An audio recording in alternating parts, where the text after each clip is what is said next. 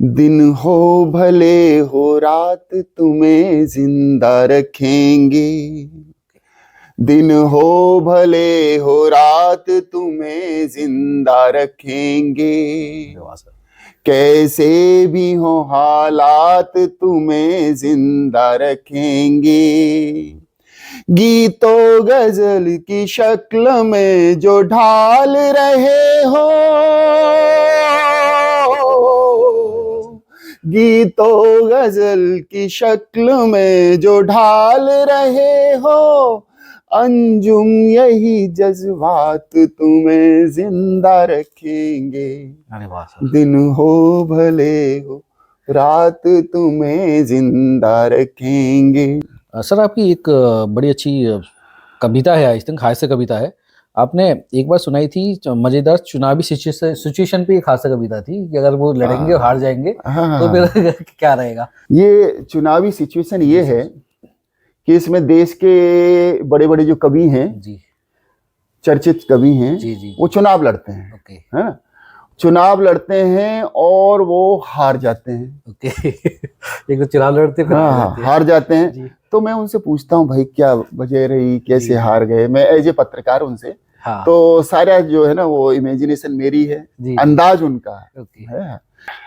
काका हाथरसी, काका हाथरसी को सुना कभी? नहीं। काका जी ब्रज के मतलब हास्य व्यंग के समझिए कि एक जमाने में भीष्म पितामह हुआ करते थे। हाँ, बहुत बड़ा नाम था, पद्मश्री। मुझे बड़ा स्नेह करते थे। हाँ, तो काका जी कैसे कहेंगे उनसे जब पूछा गया कि काहे अंजुम कर रहे दिल पर मेरे चोट, काहे अंजुम कर रहे दिल पर मेरे चोट, पानी की तरह बहे जोरे जितने नोट, जोरे जितने नोट कामना तिकड़म आई। अरे इससे तो अच्छा करते रहते कविताई, कह काका कविराय कि अपने बने विरोधी, खुद भी डूबे और ना मेरी भी डूबी।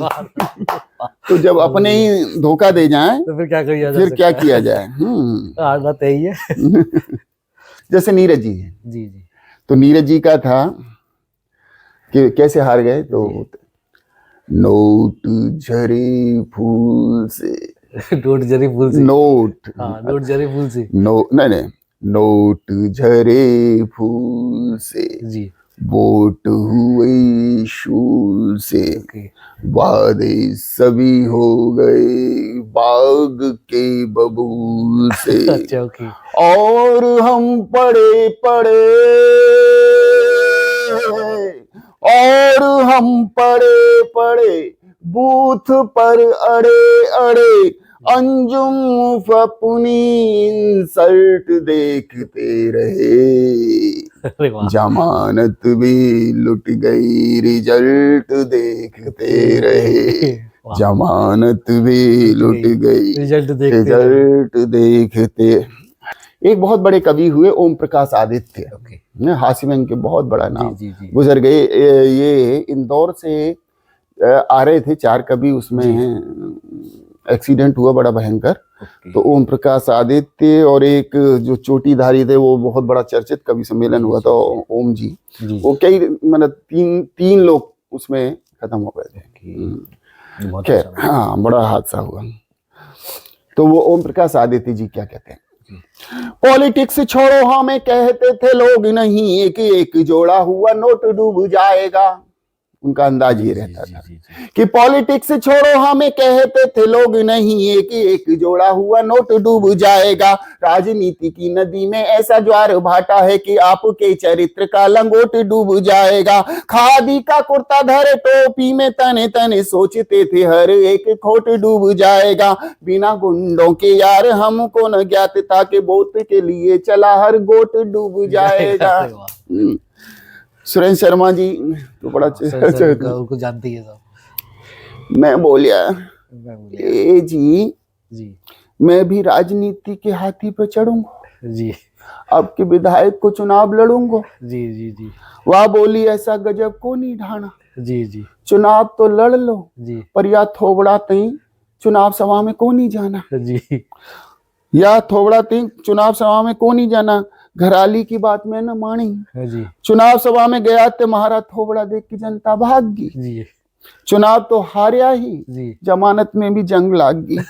अरे वाह, उर्मिलेश जी बहुत बड़े ये भी कवि हुए, जी जी जी बदायूं के थे, जी नीरस वो जिनका उनका अपना अंदाज था। जी जी वोट के लिए अनेक खेल खेले थे, कुर्सी के लिए रोज ही दंड पेले थे, पास अपने गुंडे थे, चमचे थे, चेले थे, रोज ही चुनावी सभाओं के मेले थे।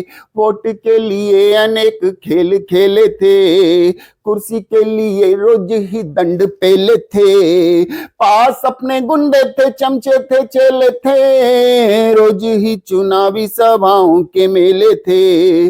फिर भी न जाने कैसे हार गए रे, फिर भी न जाने कैसे हार गए रे, फिर भी न जाने कैसे हार गए रे, वोटर अपनी हालत बिगाड़ गए रे, वोटर अपनी सूरत बिगाड़ गए रे। हमारे अलीगढ़ के ही बहुत बड़े गीतकार है, सिकंदर राव के हैं, जी जी डॉक्टर विष्णु सक्सेना, शायद सुना हो कभी, जी, कविता से अगर जी जी जुड़ाव रहा है तो जी जी जी टीवी पे खूब आते रहते हैं। जी जी वो प्यार के गीत गाते हैं, ओके, लेकिन वो चुनावी में वो भी हार गए तो क्या होता है। क्या होता है जी बात ही बात में, जी बस खुरापात में, ना किसी से कोई होड़ ले, कोई कितना भले जोर दे, राजनीति से मुंह मोड़ ले। जाने कैसा नशा उस घड़ी था चढ़ा, अरे वाह, मोल ले ली मुसीबत इलेक्शन लड़ा, मानता था प्रशंसक है मेरे बहुत, जी मानता था प्रशंसक है मेरे बहुत, जीत जाऊंगा मैं कोई न मुझसे बड़ा, दांव उल्टे पड़े सब थे कच्चे घड़े, जात वालों से दिल जोड़ ले, कोई कितना भले जोर दे, राजनीति से मुंह मोड़ ले। बहुत बढ़िया, बात ही बात में, कुमार विश्वास जी हाँ, डॉक्टर प्लीज, कुमार प्लीज, विश्वास उनको क्या सब बोलते? सुनना चाहते हैं। नहीं चमचे समझते हैं, जी नहीं वोटर समझता है, जी जी नहीं चमचे समझते हैं, नहीं वोटर समझता है, फकत इस हार की पीड़ा कोई लीडर समझता है, मुझे नेता समझकर भीड़ आती है, मैं समझा था, जी जी मुझे नेता समझकर समझकर भीड़ आती है, मैं समझा था, मैं हारा क्योंकि हर कोई मुझे शायर समझता है। सर ये सुरेंद्र शर्मा सर हमेशा कहीं भी कुछ होती है तो वाइब पे रिलेटेड होती है, जी जी जी। तो ये अभी मतलब ऐसा है ही है कुछ और भी कभी उन्होंने वाइब के बिना भी कुछ गाया है या नहीं नहीं है, कविताएं वैसी भी हैं, पत्नी के बगैर वाली जब भी देखो तो उनका बस वाइब के साथ ही कुछ ना कुछ दरअसल क्या ना, देखिए एक चीज चल पड़ती है ना, जी, जी। और उसी से हमारी एक पहचान बन जाती जी, है, जी, तो फिर उसी को आधार बना करके आदमी आगे बढ़ता है। तो यही है कि चार लाइना और घराली, तो इससे उनकी एक पहचान बन गई, तो पहचान बन गई, तो अब लोग भी चाहते हैं कि वही सुनाया जाए, कहीं कुछ और वो सुनाने लगे तो लोगों को, हाँ लोगों को इतना मजा आता नहीं है, उसी में मजा आता है वो, इसीलिए मैंने हमेशा उनको कभी हंसते हुए नहीं देखा, तो आपने तो देखा है हंसते हुए? नहीं तो हमेशा जब भी करते तो वो ऐसे मासूम सा चेहरा बना के, ना वो बना ली है उनकी कि वो हंसते नहीं है, खूब हंसते हैं। आपने तो देखा ही होगा। खैर बिल्कुल, मानव होना भाग्य है, कवि होना सौभाग्य। आज मैं जिन महान कवि की बात कर रहा हूँ उनको साहित्य में अनेक पुरस्कार मिले हुए हैं, उनके पास गजल है, कविता है, शायरी है, नाटक है और न जाने कितना सारा साहित्य है। तो मैं ये बोल सकता हूँ कि वो अलीगढ़ की ही नहीं पूरे भारत की शान है। मिस्टर अशोक अंजुम सर, नमस्कार सर, हमारे पॉडकास्ट में आपका स्वागत है। कविता मैं प्राय मंचों से कहता हूँ, कविता कोई मामूली चीज नहीं है। बिल्कुल सर, है ना, आज का समय विज्ञान का समय है, और विज्ञान क्या कर रहा है? विज्ञान मंगल पे जीवन ढूंढ रहा है। बिल्कुल नहीं, बिल्कुल सर। लेकिन कविता जीवन में मंगल ढूंढ अरे रही वाह है। सर। कविता का काम जीवन में मंगल ढूंढना है।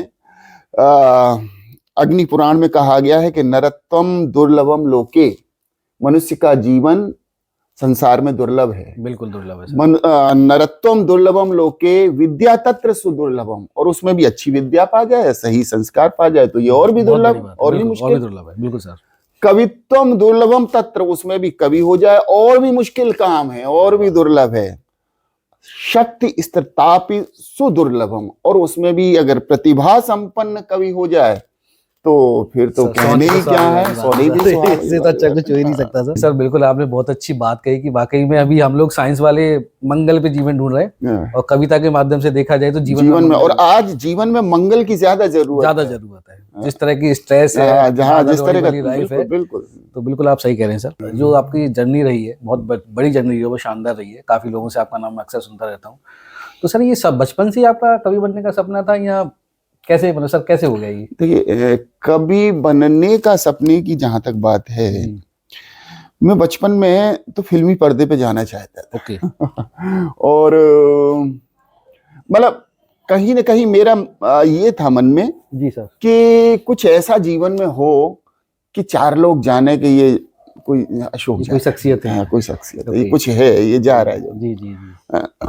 तो उसके लिए जिस फील्ड में मैं गया, जी, है ना, हम लोग मोहल्ले में और वो सब अपनी टीम वीम थी तो खेलते थे, तो उसमें भी बेहतर करता था। मैंने क्रिकेट खेलते थे तो बढ़िया सब, है ना, या फुटबॉल या कबड्डी या जो भी, मतलब सब में बेस्ट करने का एक प्रयास रहता था, है ना। हाँ, और उसके बाद फिर फिल्मों की ओर रुझान मेरा बहुत ज्यादा शुरू से रहा, क्योंकि हम कासिमपुर पावर हाउस में थे ना, तो वहाँ वीकली कभी 15 दिन में पर्दे पे खुले में फिल्म चला करती थी। हम जब छोटे थे, और बड़ी बड़ी क्लासिक फिल्में वहाँ देखी, और उन फिल्मों का ऐसा प्रभाव पड़ा कि यार मुझे भी पर्दे पे आना है। और वो पर्दे पे आने का वाकया मैं बताऊं आपको कि मैं एक बार घर से भाग गया। अच्छा, ओके। और वो 9th-10th की बात थी, मैच्योरिटी थी नहीं। एक मैगजीन थी, उसमें 12-14 साल की उम्र होगी। हाँ, वो मैगजीन थी कि हीरो बनिए, फिल्मी कलाकार बनिए। उसमें वो आते थे विज्ञापन, छोटे छोटे फिल्मी कलियां थी या ऐसी कुछ फिल्म पत्रिका थी वो। तो मैंने वहां अप्लाई कर दिया। उसमें फोन तो होते नहीं थे, है ना, टेलीफोन का बहुत ज्यादा, लैंडलाइन अगर थे तो बहुत रेयर किसी के पास था। इवन एसटीडी और ये भी सब ने शुरू हुआ था। तो साहब, अब वो मैंने अप्लाई तो कर दिया, उधर से लिफाफे में तमाम चीजें आ गई भर के, और आ जाइए, और एक मतलब जगह विशेष दिल्ली में उन्होंने वहां बुलाया मुझे। तो घर में माहौल ऐसा था, किसी को बताया नहीं? अरे तो घर में तो मतलब बताने का मतलब ही नहीं था, क्योंकि हाँ, वहाँ साहित्य, संस्कृति, फिल्म, ये सब कोई लेना देना नहीं, इससे दूर ही रहो। हाँ, तो चुपचाप से निकल गए, है ना।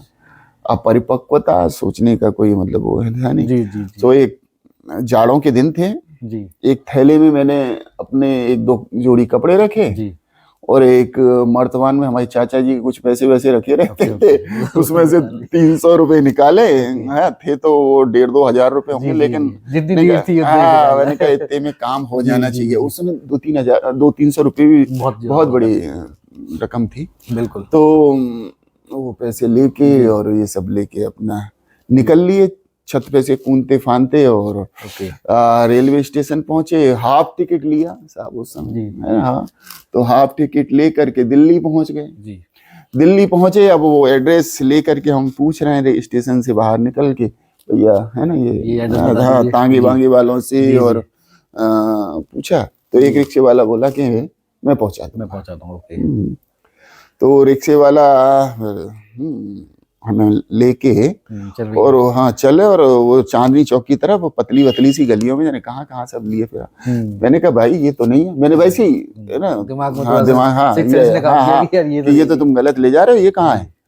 अरे हाँ, मैं वो शॉर्टकट ले जा रहा था। फिर वो लेके आया मेन रोड पे, फिर ले जाके उसने चांदनी चौक में ही एक और पतली सी गली के आगे मुझे छोड़ दिया कि आप जैसे मैं अंदर चले जाऊं यही ओके है। ओके तो मैं साहब अंदर पहुंचा तो थोड़ा सा ही अंदर गया हूँगा कि जैसे पुरानी ब्लैक एंड व्हाइट फिल्मों में गुंडे टाइप के तहमत बांध के वो ताश ताश खेल रहे खेल हैं, रहे कहीं हैं, कुछ सिगरेट चल रहा है, कहीं कुछ और। वो मैंने कहा ये तो बड़ा ये तो खतरनाक माहौल है। जो है, मुझे वो सारी फिल्मों की रील सब घूम गई जी, कि जी, कैसे जी, कैसे जी। सब फंदे डालते थे। जी जी अब मैं भागा वहां से, मैंने मैं वहां से लौट आया और फिर जी चांदनी चौक जहां उसने उतारा था वहां से बहुत ज्यादा दूर नहीं था रेलवे ओके स्टेशन। उसने ले तो लिए थे 2-3 रुपए, जैसे मुझे जी याद आ जी रहा है। जी मैं पैदल पैदल रेलवे स्टेशन, मेरा एकदम से दिमाग बदल गया कि बड़े होके चलो देखेंगे अगर कहीं कुछ बना। अभी हीरो का अभी सपना अभी त्यागते हाँ, अभी चलते हैं जी वापस।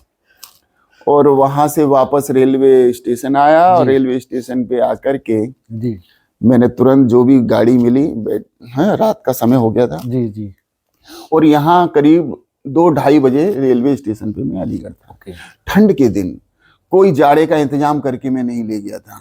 तो अभी भाई तो सब ठंड लग रही कपकपी होगी। बंध रही थी और प्लेटफॉर्म पे सन्नाटा, बहुत देर तक बेंच पे बैठ रहा, क्योंकि सुबह जो बस निकलती थी वो 5:30-6 बजे करीब ओके कासिमपुर के लिए निकलती थी, वहीं से चलती वहीं से थी, जी जी है ना। हाँ, स्टाफ बस शायद चलती थी 5:30 या 6 के करीब रेलवे स्टेशन से। जी जी तो वो जो समय मैंने कैसे काटा, अभी भी याद करता हूँ तो सेहर हो जाती है सेहरन हो जाती है। जी खैर सुबह वाली बस से लौट के आए और पूरे में यहाँ तो पूरा हंगामा मचा पड़ा था। जी हैं। बेटा का और गया बेटा हाँ हाँ, अरे क्योंकि पिताजी को काफी लोग जानते थे, वो जो फिल्म चलती थी वो पिताजी ऑपरेट करते थे। ऑब्वियस सर जानते हाँ हैं तो, और वो बड़ी दूर दूर से गाँव से फिल्म देखने लोग आते थे, तो वो भीड़ जुम सा हो जाया करता बहुत ना हजारों की संख्या रहती थी। था। जी जी तो फिर उनका लड़का पिताजी गायब है। हाँ हाँ, तो उनका लड़का गायब हो गया जी। साहब।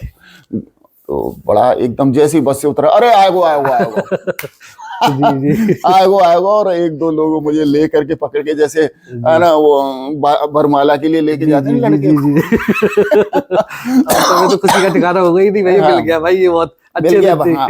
लेके क्वार्टर पहुंचे, जी। वहां बहुत हुजूम सब जमा हुआ था और जी। आ गया और पिताजी गुस्से में, और वो उसके बाद जो सीन तो तो कहने का खतरनाक मतलब सीन ये हुआ है होगा। कि जी बचपन से ही था कि कुछ ये कहीं ना करना कहीं थी चीजें अंदर की यार फेमस होना है। हाँ, फेमस होना। ओके तो फिर क्या हुआ, जी फिर ये हुआ कि ये तो अभी दिमाग में से उतरा नहीं, जी लेकिन स्थगित कर दिया। ओके फिर वहां हमारे यहाँ कवि सम्मेलन कराते थे, एक इंजीनियर थे देशराज सिंह जी, ओके है ना। एक बार उस और बड़ा भव्य कवि सम्मेलन होता था हमारे यहाँ, बच्चन जी वगैरह और बहुत बड़े बड़े लोग कासिमपुर में आए हैं। जी जी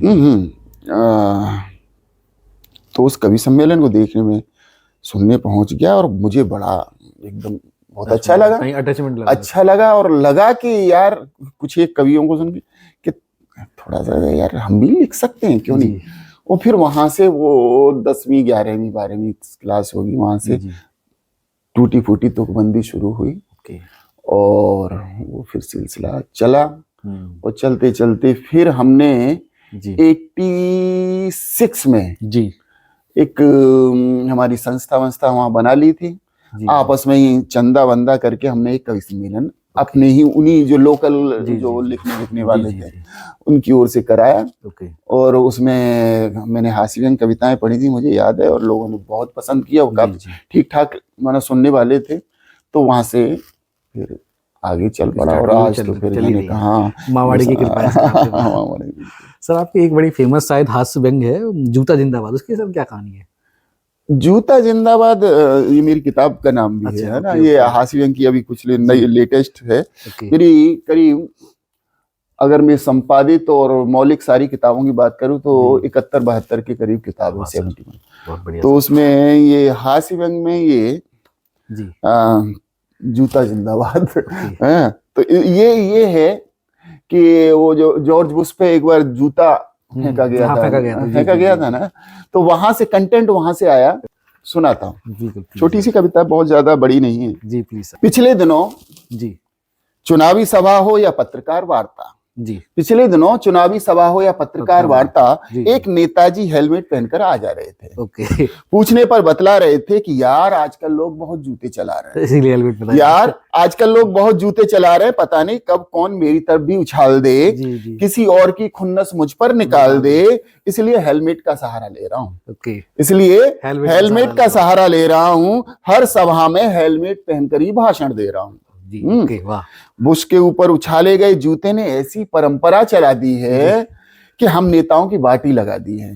बिल्कुल। वो कई सारे नेताओं पे फिर जी, जूते जी, फेंकते हैं। हाँ बिल्कुल, है ना? सियाही और अरे जूते भाई, वगैरह। हम तो कहते हैं कि जी। जूता मारना ही है। जी, हम तो कहते हैं जूता मारना ही है तो आतंकवाद को मारो, बिल्कुल, भ्रष्टाचार को मारो, हत्या लूट बलात्कार को मारो।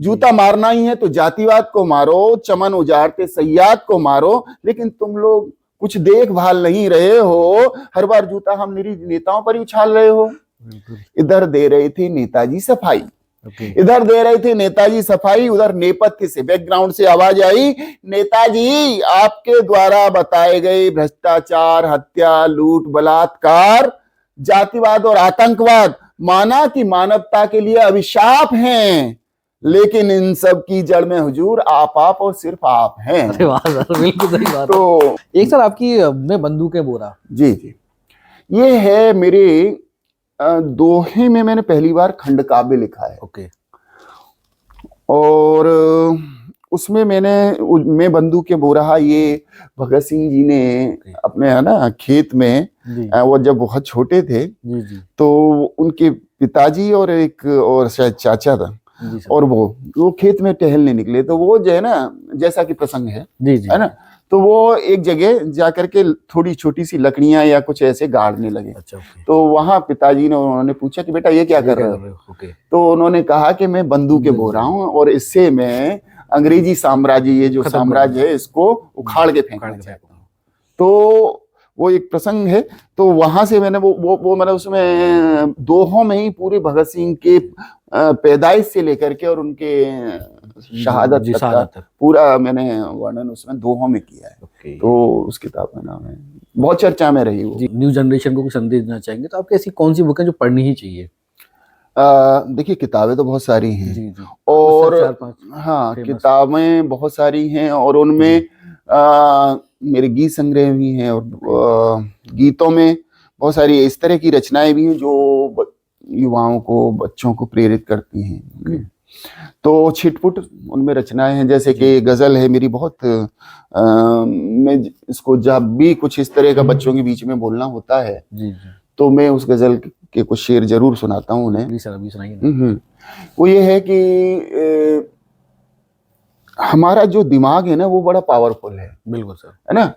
और जैसा कि कहा जाता है कि जो क्या नाम था उनका, वो 3% वो दिमाग का इस्तेमाल किया, वो क्या नाम, बहुत बड़े साइंटिस्ट हुए हैं, आइंस्टीन सर, आइंस्टीन से। हाँ, तो बाकी हम लोग जो है ना 1.5-2% आम आदमी यूज कर पाता है।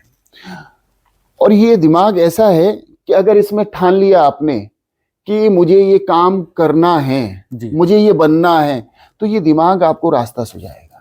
बिल्कुल सर। जैसे आइंस्टीन थे, वो बल्ब जो बना तो 1000 बार वो कहते हैं कि वो असफल हुए, प्रयास किया और 1000वीं बार जाकर के बल्ब पैदा बना पाए, है ना। बिल्कुल। तो जो 999 जो है ये असफलताएं नहीं, ये सीढ़ियां हैं, राइट, है ना। अगर पहली, दूसरी बार, तीसरी बार असफल होकर उन्होंने सोच लिया होता कि यार मेरे बस की नहीं है, जी जी, है ना, तो फिर संभव ही नहीं था। उन्होंने कहा कि मुझे बल्ब बनाना ही है। तो जो बनाना है ये ठान लिया, इसका मतलब बल्ब तो बन गया, अब वो रास्ते को पार करना है। बिल्कुल। और अगर इस दिमाग में आ जाए कि तुम ये काम नहीं कर सकते, जी जी, है ना, तो फिर दुनिया की कोई ताकत आपसे वो काम नहीं करा सकती, क्योंकि ये दिमाग बताएगा कि देखो ये बाधा है, ये बाधा है, ये बाधा है, और इस बाधा के चलते तुम ये काम नहीं कर पाओगे। बिल्कुल। सोच लिया कि मैं कर पाऊंगा, तो फिर वो एक बार असफल हो जाओगे, दूसरा रास्ता सुझाएगा, दूसरी बार असफल हो जाओगे, तीसरा सुझाता रहेगा जब तक कि आप बल्ब नहीं बना दोगे, जब तक आप मंजिल नहीं पा जाओगे। तो वहां से ये रचना शुरू हुई। करे कोशिश अगर इंसान तो क्या क्या नहीं मिलता, करे कोशिश अगर इंसान तो क्या क्या नहीं मिलता, वो उठ कर चल के तो देखे जिसे रास्ता नहीं मिलता। हम क्या है ना, पहले से ही हार मान के बैठ जाते हैं जी जी बिल्कुल कि नहीं हमसे नहीं होगा। जी। वो उठ कर चल के तो देखे जिसे रास्ता नहीं मिलता। भले ही धूप हो कांटे हो पर चलना ही पड़ता है। भले ही धूप हो कांटे हो पर चलना ही पड़ता है। भले ही धूप हो कांटे हो पर चलना ही पड़ता है। किसी प्यासे को घर बैठे कभी दरिया नहीं मिलता। आप के अंदर कितनी प्यास है इस पे निर्भर करता है आपका, आपके लक्ष्य को पाना, है ना। बिल्कुल सर। प्यास जितनी बड़ी होगी आप उतने ही ज्यादा समर्पण भाव से अगर टूट पड़ोगे तो आपको निश्चित रूप से, है ना, पास चल के नहीं आएगी कोई भी मंजिल, तुम्हारे पास नहीं आएगी, तुम्हें जाना पड़ेगा मंजिल के पास। शायद सर आप कोरिलेटेड करेंगे, मुझे शायद वो चंद लाने आप पूरी कर देंगे। वो है कि मन के हारे हार है, हाँ, मन की जीते जीत। आगे सर क्या है इसमें ऐसी कुछ है, मन ही बैरी अपना, मन ही अपना मीत। हजारी प्रसाद द्विवेदी शायद उनकी पंक्तियां हैं कि वो चींटी दाना लेकर चलती है। वो अमिताभ जी ने भी वो उसमें सुनाई है ना। तूफानों से डर के नौका पार नहीं होती, कोशिश करने वालों की हार नहीं होती। ये मेरी पंक्तियां हैं गजल की। तुम अंधेरों से डरे दिन और काले आएंगे। अरे वाह सर। तुम अंधेरों से डरे दिन और काले आएंगे। हाँ, अगर बढ़ते रहे निश्चित उजाले आएंगे। अरे वाह सर। तो चलते रहना बहुत जरूरी है। और एक आपने लक्ष्य बना लिया कि मुझे ये करना है, ये बनना है, ये पाना है, आप चलते रहिए, निरंतर प्रयास करते रहिए। प्रकृति भी साथ देती है। बिल्कुल साथ देगी। वो तो है ना, क्या है, कायनात पूरी सब लाने को रहती है। सर ऐसे जैसे हम लोगों को, हम लोग आम आदमी है, हम लोगों को प्रेरणा मिलती है कि किसी को देख लिया हमने, हम जिससे हम है ना किसी न किसी नकल करते हैं कहीं ना कहीं। किसी हम सक्सेस लोगों की करते हैं, जैसे हम लोग अपनी इंश्योरेंस सेक्टर में हमारे सीनियर्स हैं उनकी नकल करते हैं या उन जैसा बनना चाहते हैं। तो एज ए कभी आपको किससे प्रेरणा मिलती है? या आप जब कंटेंट ढूंढ रहे होते हैं तो ये कहाँ से, कभी सपने में भी आ जाता है क्या? दीपक भाई जी सर।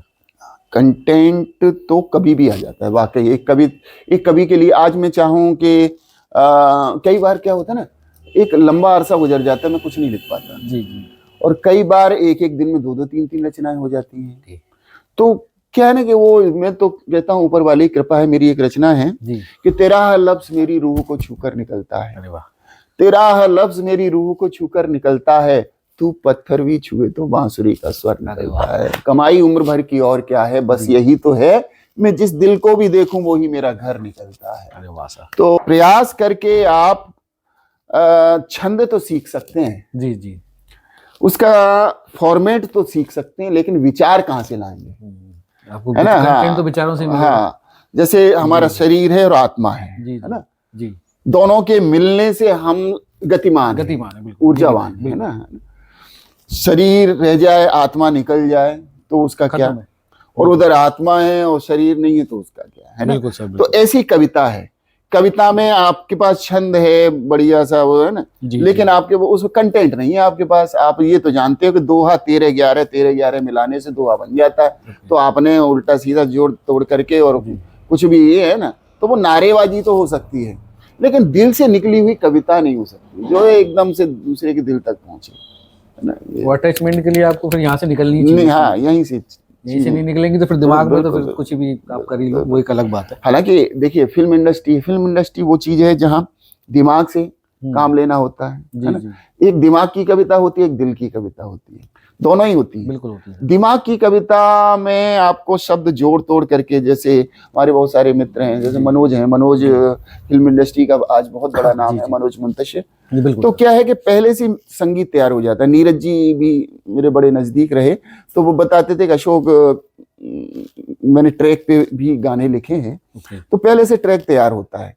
अब ट्रैक पे अगर आप गाना लिखोगे तो वो फिर दिमाग से आएगा, बिल्कुल सर, वो दिल से नहीं आएगा, है ना। सोचना पड़ेगा। वही नीरज जी का जैसे एक गाना है, कारवां गुजर गया गुबार देखते रहे, तो ये जो गीत है ये पहले से तैयार है और ये बहुत, मतलब इसी से वो एक पहचान भी नीरज जी की स्टार्टिंग में बनी, वो एक फिल्म में आया, तो वो रफी साहब ने गाया है, बहुत बहुत बढ़िया गाया है। तो ये दिल से निकला हुआ है ना, आप इसको सुनिएगा तो एकदम दिल को छू जाएगा।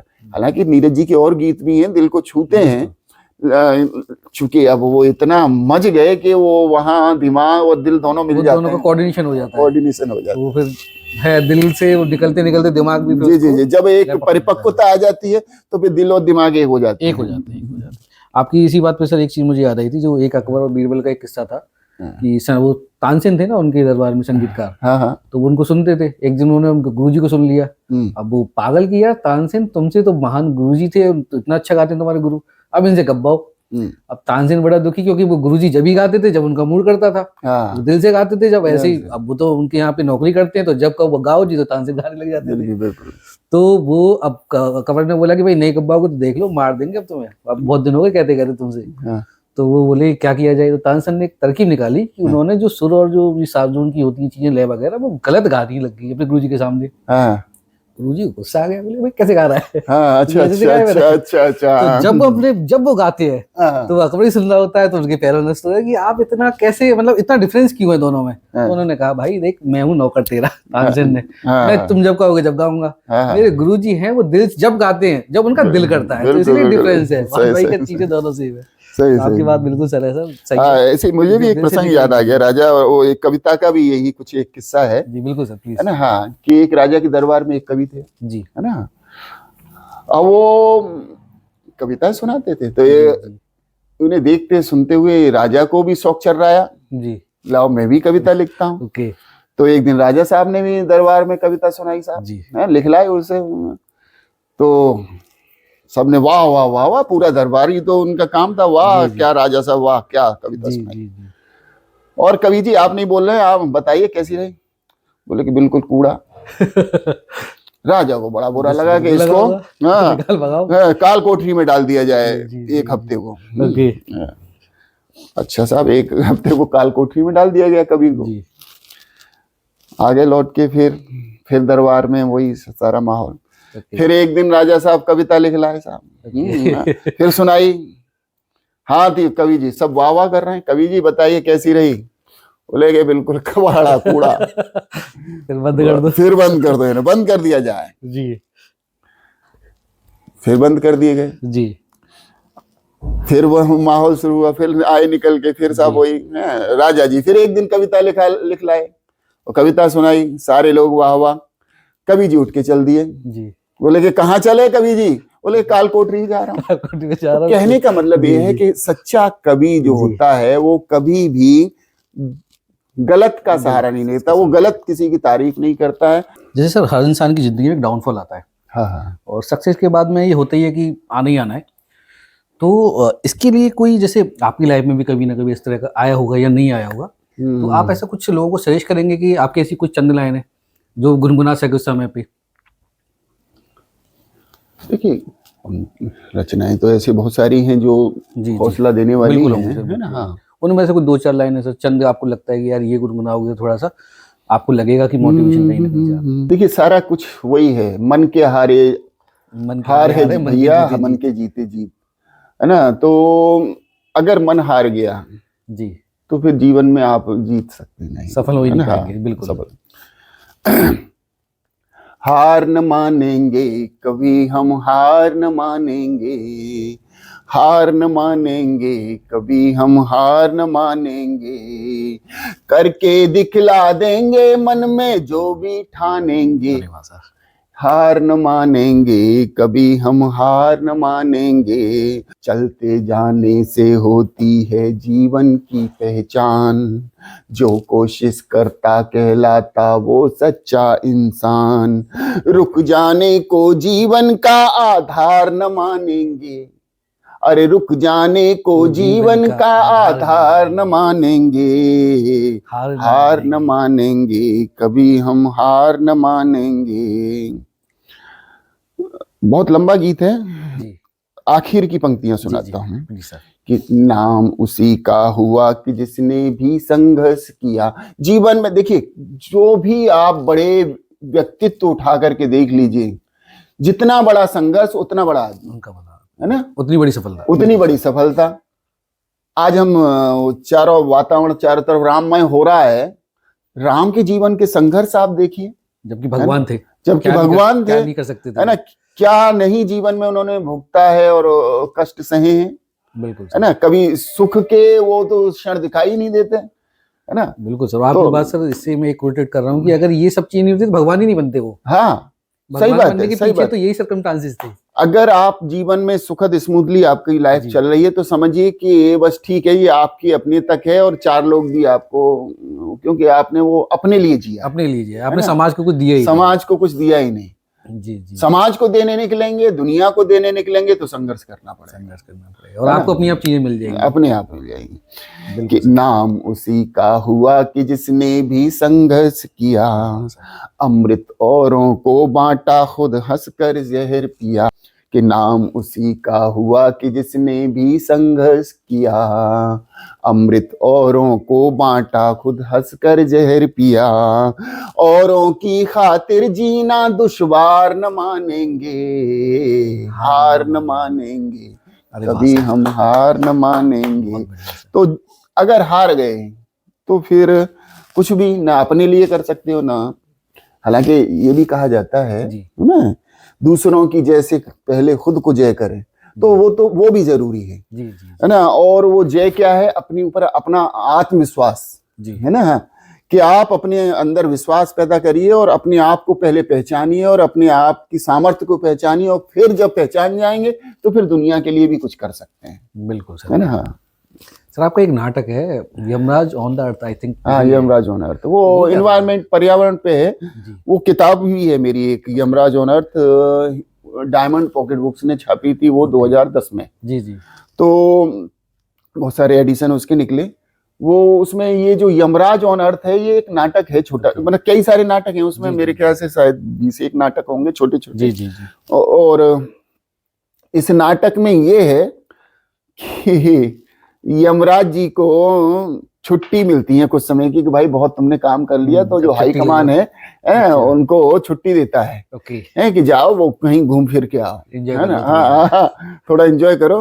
तो वो अपने 2 चेलों के साथ धरती पे आए हैं, और यहाँ आकर के वो देखते हैं तो सारा कुछ मतलब धुआं, धूल, धक्कड़, पॉल्यूशन, और काली बिल्कुल नदियां एकदम खत्म हो गई हैं, सड़ रही हैं चारों तरफ, एकदम से दूषित वातावरण।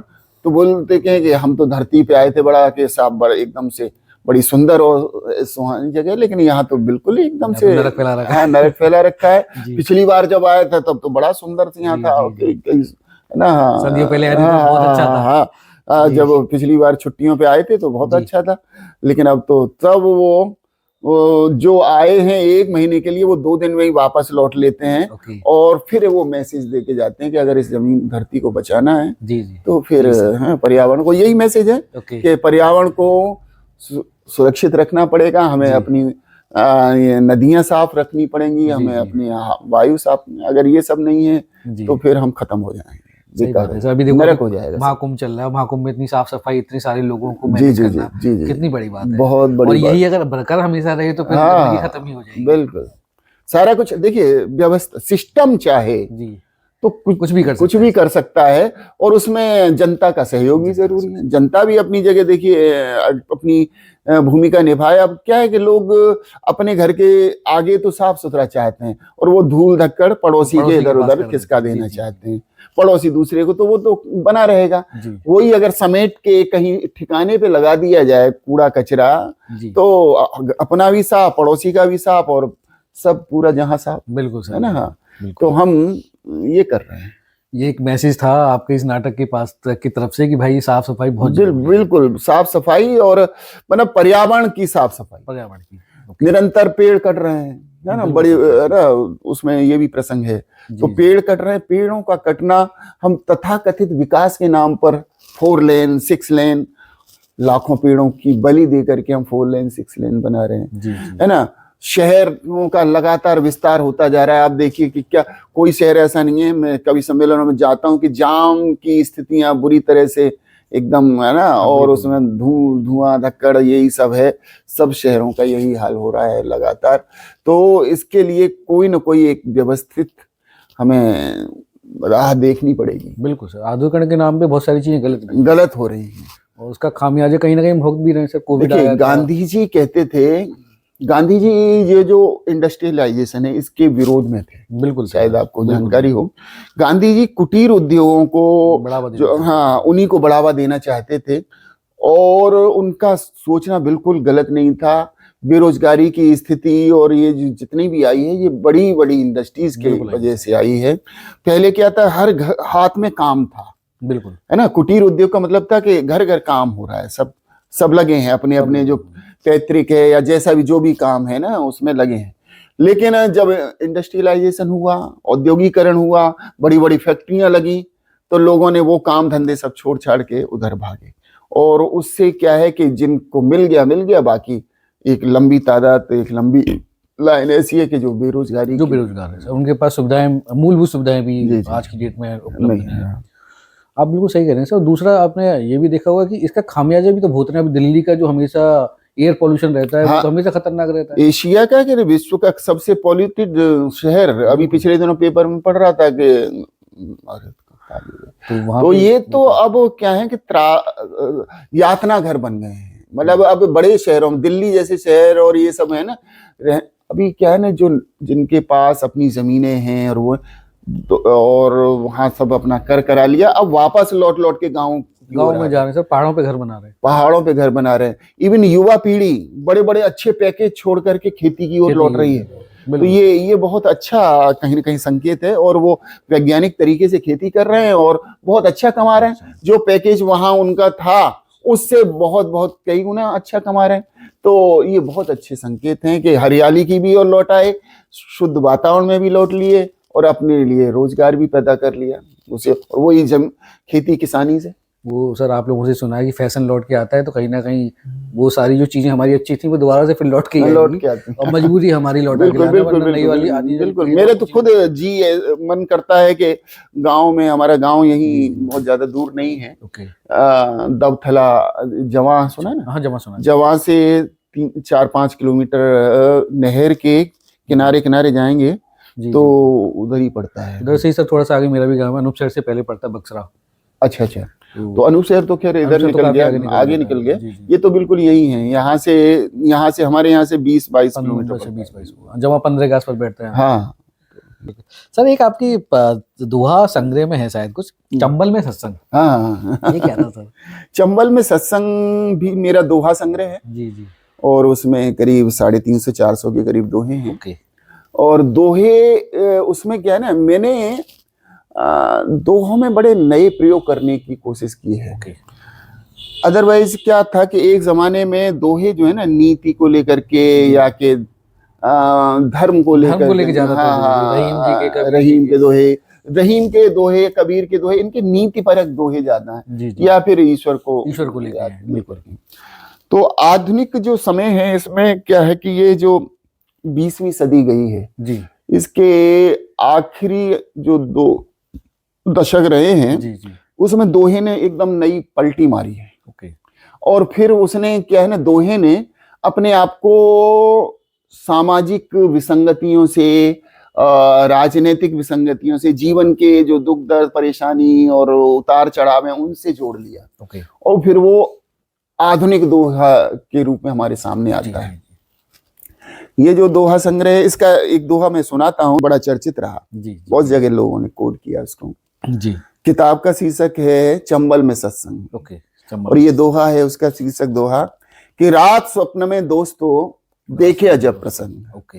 रात स्वप्न में दोस्तों देखे अजब प्रसंग, संसद में मुजरा हुआ चंबल में सत्संग। संसद में मुजरा हुआ। अब ये दोहा क्या है ना, पूरे राजनीतिक परिदृश्य पे करारी चोट करता है। अभी देख रहे थे पिछले अभी कुछ ही समय तो हुआ है कि वो कितनी खींचतान हुई है संसद में, है मारा मारी है ना। तो ये सारी चीजें कहीं ना कहीं वहां से उठ के आती हैं। बिल्कुल, कहीं ना कहीं। अच्छा, ये सर एक कट्टा निकाल के भी था। वो क्या वो कट्टा? हाँ, कट्टा निकाल के भी, देखिए कट्टा हमारे यहाँ का तो बिल्कुल नॉर्मल शब्द है, चलता ही भी। ब्रज क्षेत्र में खूब कट्टे कट्टा निकलते हैं चाहिए, ब्रज में, और इधर ये जो पट्टी है ये कट्टे वाली पट्टी कट्टे वाली पट्टी, बिल्कुल। है ना, दिल्ली से लेके और जी, इधर यूपी और फिर बिहार और ये सब जो है जी जी जी। तो खैर, तो कट्टा क्या है ना कि कट्टे से आदमी वो काम भी करवा ले रहा है जो नहीं होने चाहिए। जी। हाँ, बादाम खा रहा है वो कट्टा निकाल के, अरे वाह, बादाम खा रहा है वो। बादाम खा रहा है वो कट्टा निकाल के, सबको डरा रहा है वो कट्टा निकाल के। और कई बार क्या होता है, मंच पे हम पहुंचे, हमारी रचना कोई और सुना रहा है जी कि बादाम खा रहा है वो कट्टा निकाल के, सबको डरा रहा है वो कट्टा निकाल के। मेरी गजल में मेरे जिगर की है रोशनी, लहू की है रोशनी, बिल्कुल। मेरी गजल में मेरे लहू की है जी रोशनी, बिल्कुल। लहू की है रोशनी, अपनी बता रहा है वो कट्टा निकाल के, वाह सर वाह। अपनी बता रहा है वो कट्टा अरे वाह सर, निकाल बहुत के, बादाम, ऐसे ही करके बहुत सारे शेर हैं। तो जी, जी, जी। हाँ, सर एक भानुमति का वो पिटारा। भानुमति का पिटारा मेरी सबसे पहली हास्यव्यंग्य कविताओं की किताब है, और नीरज जी ने 1991 में इसका लोकार्पण कासिमपुर के एक जी कवि सम्मेलन में किया था। जी जी जी। उसमें हास्यव्यंग्य कविताएं हैं मेरी शुरुआती जैसे, स्टार्टिंग जब आपने की थी। हाँ स्टार्टिंग में, Okay. तो जैसे उस समय मंच पे मैं सुनाता था, अभी भी कभी कभी सुना देता हूँ कि मरणो प्रांत एक नेता की आंखें एक अंधे की लगाई गई। ओके। जब नेताजी मर गए, जी जी बिल्कुल। कि मरणो प्रांत एक नेता की आंखें एक अंधे की लगाई गई, जी। पट्टियां खोलने के बाद उसे तरह तरह की वस्तुएं दिखाई गई। डॉक्टर ने पूछा कुछ दिखाई देता है? जी डॉक्टर ने पूछा कुछ दिखाई देता है? तो वो बोला डॉक्टर साहब ये आपने किस जानवर की आंखें मेरे लगाई हैं? जी जी। डॉक्टर साहब ये आपने किस जानवर की आंखें मेरी लगाई हैं? शायद राजधानी से मंगवाई हैं। जी। काफी कोशिश के बावजूद मुझे कुछ सुझाई नहीं देता, इन आंखों से मुझे कुर्सी के अलावा और कुछ दिखाई नहीं देता। अरे वाह सर। तो ये शुरुआती व्यंग्य कविता है। इसी तरह की एक और मैं सुनाता था उसी जी। जमाने में, जी जी। कि नशाखोरी के विरोध में मंत्री जी भाषण देकर आए। ओके। नशाखोरी के विरोध में मंत्री जी भाषण देकर आए। जी जी। चमचों ने बड़े गुण गाए। वाह। आपने बड़ा अच्छा भाषण दिया, जी जी। आपने बड़ा अच्छा भाषण दिया, श्रोताओं का मन मोह लिया। जी। मंत्री जी मुस्कुराए, जी मैं वर्षों से भाषण दे रहा हूँ, जी जी। अतः जनता की नब्ज टटोल लेता हूँ। जी। मैं वर्षों से भाषण दे रहा हूँ, अतः जनता की नब्ज टटोल लेता हूँ, और फिर वैसे भी मैं नशे में अच्छा बोल लेता हूँ और फिर वैसे भी मैं नशे में अच्छा बोल लेता हूँ। सर एक अपना अलीगढ़ का गीत का जो काव्य है, वाक्य है, वो क्या है सर? वो आपने आई थिंक कंपटीशन में जीता था। हाँ, अलीगढ़ का जो गीत है ये 2013 में जी। दैनिक जागरण ने एक कंपटीशन कराया था, और दैनिक जागरण चाहता था कि अलीगढ़ शहर के लिए एक गीत जी वो तैयार करा जाए, है ना। हाँ, नीयत बहुत अच्छी थी और बहुत बढ़िया तरीके से उन्होंने काम किया। वो एक प्रतियोगिता की तरह से पेपर में निकला, तो मैंने भी एक लिखा करके भेज दिया, है ना। हाँ, मैंने कहा अगर सेलेक्ट हो जाता है तो एक अच्छी बात होगी मेरी ओर से, और एक बड़ी उपलब्धि हो जाएगी। बिल्कुल बिल्कुल, अपने शहर के लिए, अपने शहर के लिए। हाँ, तो उसमें मुझे बाद में पता लगा कि करीब 750 750 के करीब गीत आए थे उस प्रतियोगिता में। वो उसमें से चुनाव होते होते होते 2 गीत चुने गए। ओके। एक मेरा जी, बाकायदा उनकी 4-5 लोगों की कमेटी, बाद में मुझे पता लगा कि जिसमें डॉक्टर प्रेम कुमार जी थे, बहुत बड़े साहित्यकार हैं। जी जी। सुरेंद्र कुमार थे, बहुत बड़े व्यंग्यकार हैं। ओके। और भी 3-4 लोग थे, जी जी। है ना। हाँ, एक शायद बिसारिया जी हैं, एएमयू के प्रोफेसर हैं, अजय, डॉक्टर अजय बिसारिया, है ना, वो थे। बाद में पता लगा कि ये लोग रहे हैं उसमें, है ना। तो इन लोगों ने सेलेक्ट किया, कुछ और कैसे भी करा के वो, है ना। तो वो जो है 2 गीत सेलेक्ट हुए। ओके।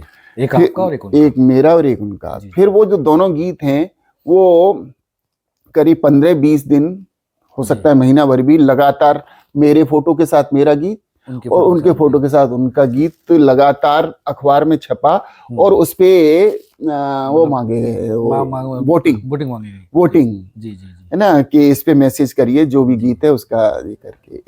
ए अशोक अंजुमवाला, बी ये ए पसंद है या बी पसंद है, वो करके ऐसे मैसेज वोटिंग चलती और वोटिंग चलती थी। और बड़ी उसका बाद में मुझे पता लगा था कि एक मैसेज का 3 रुपए खर्च होता था।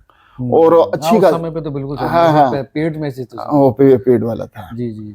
तो बहरहाल वो मेरा उसमें गीत बहुत अच्छी बड़ी संख्या में वोटिंग से सेलेक्ट हुआ।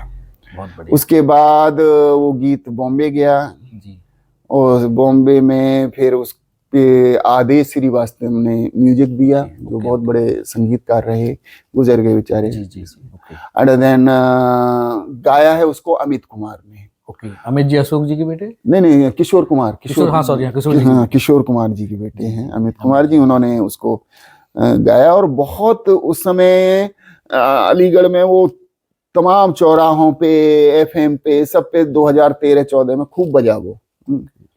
और उसकी मुफ्त में करीब 5 से 10 हजार के बीच में CD बांटी हुई, क्योंकि वो CD का टाइम था। सर कुछ लाइनें याद है आपको? एक्चुअली हमें तो कभी सुनाई नहीं दिया। अलीगढ़ शहर ये अलीगढ़ शहर, हमारा ये प्यारा अलीगढ़ शहर, अलीगढ़ शहर ये अलीगढ़ शहर, हमारा ये प्यारा अलीगढ़ शहर।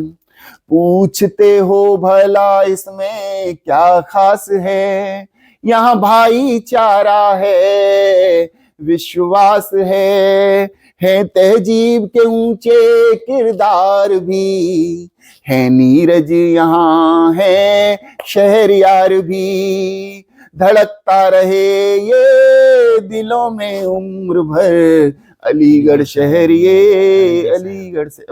3 बंद का है।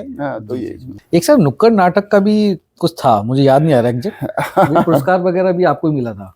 नहीं, नुक्कड़ नाटक का पुरस्कार तो क्या कि अभी नाटक की किताब पे मेरे पिछले साल उत्तर प्रदेश हिंदी संस्थान का 51,000 का एक पुरस्कार मिला है, डॉक्टर राम कुमार वर्मा बाल नाटक पुरस्कार।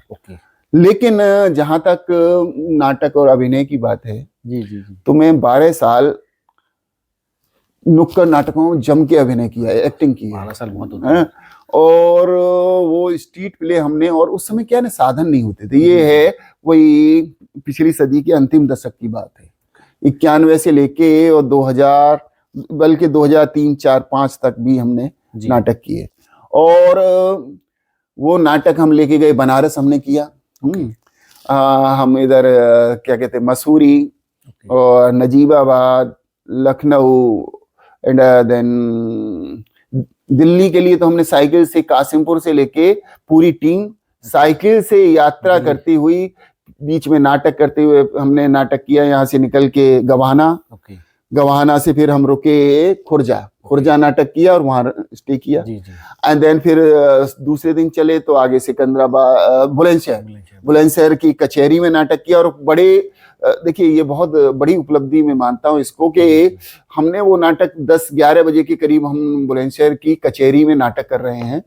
और अभी शुरुआत है दिन की, लोग इतना अप्रिसिएट किया हुआ कि एक रिक्शे वाला जिसने शायद पहली कमाई उसकी होगी, वो 20 रुपए हमें, मतलब हम लोग क्या करते थे कि उसके लिए कोई आर्थिक हमारे पास कोई साधन नहीं थे, कोई संस्था ऐसी, कोई ऐसा हमारे पास उद्योगपति या कोई ऐसा नहीं था जो उसके लिए इकोनॉमिक, तो हम वही कमाते थे। तो वो क्या करते हैं नुक्कड़ नाटक की ये, ताकि उससे क्या है ना, जो जनता है वो जुड़ा महसूस करे, है ना। जैसे मदारी मांगता है अपना खेल दिखाने के बाद, ऐसे ही नाटक में हम फिर चादर लेकर के, है ना, तो उसमें लोग अपने अपने हिसाब से जो भी जो पढ़ा है, हाँ, तो वो उस रिक्शे वाले ने 20 रुपए दिए, है ना। उस समय 20 रुपए बहुत बड़ी, मतलब बड़ा ही शौकीन बंदा होगा कभी, मतलब शौकीन क्या, मतलब उस पे उन चीजों का असर हो कितना हुआ। वो नाटक था हमारा हालांकि अश्लील गानों के विरोध में। उस समय सरकाले खटिया जाड़ो लगे कि चढ़ गया ऊपर रे लोटन कबूतर रे, ये गाने बहुत चल रहे थे। तो इन गानों को लेकर के हमने उनके विरोध में, अश्लीलता के विरोध में जी कि गाने पास कैसे हो जाते हैं, वो सारी कंटेंट में था उसमें। जी जी ये हमने नाटक तैयार किया था, करीब 1 घंटे का नाटक था, और उसमें मैं कल्चरल मिनिस्टर बना था, ओके है ना। भ्रष्ट जो है जी, वो जी। जो पैसे लेकर के जी और सब गाने वाने सब पास कर जी देता है। जी जी वहाँ उसमें एक डायलॉग था, है ना, वो जी पत्रकार पूछता है कि ये खटिया के मतलब सो क्या है, चोली के पीछे क्या है, चोली के ये क्या, किस तरह के गाने आप। जी तो फिर मैं उसे तर्क देता हूँ कि अरे भैया, हम्म, दिल अगर चोली के पीछे नहीं रहेगा जी तो क्या खटिया के नीचे रहेगा, ऐसे करके कुछ मतलब बड़ा वो नुक्कड़ नाटक के अपने जी कुछ वो रहते हैं, तो जी जी उससे वो हमने किया। और बहुत अर्जुन सिंह को वहां जाकर के, उस समय ओके मानव संसाधन मंत्री अर्जुन सिंह थे, ओके शीला गौतम जी ने अपने आवास पर हमारे खाने पीने की और सारे ये सब का स्वागत किया था, वो उस समय सांसद थी। जी जी फिर लौट के आने के बाद फिर अपने आवास पर उन्होंने हम सब पूरी टीम के लिए जी अपने हाथ से परोस के खाना खिलाया सारी टीम को, और वहीं कार्यक्रम भी कराया, और सामने उनका नुक्कड़ नाटक भी हुआ ओके उनके सामने, पार्क ऐसा है ना जी जी जी शीला जी के। जी जी तो अब तो वो सब, और